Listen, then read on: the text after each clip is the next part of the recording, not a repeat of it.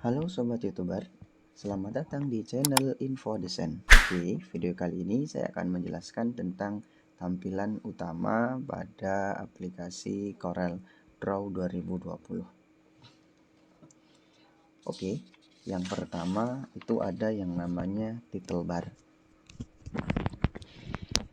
Title bar bagian ini berguna untuk menampilkan aplikasi yang kita operasikan. Kemudian ada yang namanya menu bar.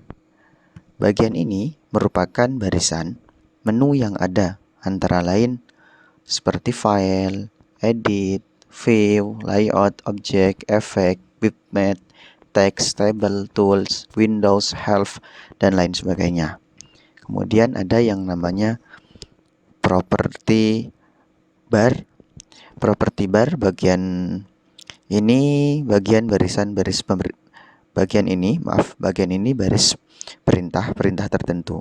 Property bar ini sangat unik dibandingkan yang lainnya karena tampilan property bar terus berubah-ubah dan semua perintah akan berganti jika ikon yang aktif berganti. Kemudian ada yang namanya toolbar. Standar toolbar terletak di bawah menu bar. Pada standar toolbar, sistem meletakkan simbol proses cepat. Kemudian ada yang namanya Windows Control.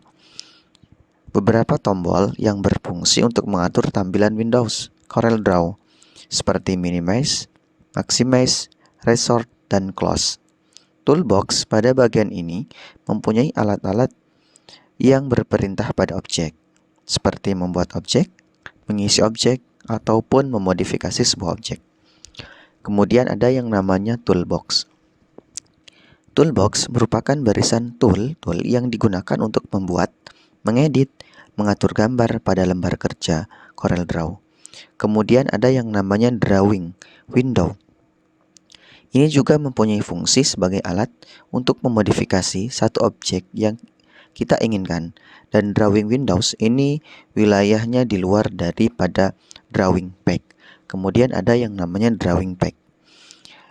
Di wilayah inilah kita akan bekerja untuk sesuatu yang kita inginkan atau membuat sebuah desain yang kita inginkan, yang mana wilayah ini biasanya berbentuk persegi panjang.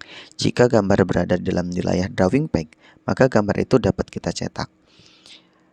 Sering orang bilang drawing pack ini sebagai printable area. Kemudian ada yang namanya ruler. Ini mempunyai fungsi yang sangat kita perlukan, yaitu membantu kita mengukur dalam menggambar agar kita mengerjakan halaman-halaman Corel Draw lebih mudah. Tanpa ada ruler, kita kesulitan dalam membagi sebuah pack yang kita gunakan. Kemudian ada color. Color pada bagian ini, bagian yang mendukung kita dalam mempercantik sebuah gambar ataupun sebuah desain yang kita kerjakan. Karena di bagian inilah warna-warna yang kita butuhkan berada. Jika tidak ada color palette, kita tidak akan dapat mewarnai sebuah gambar, maka gambar tidak akan menarik perhatian meskipun desain yang kita buat sangatlah bagus.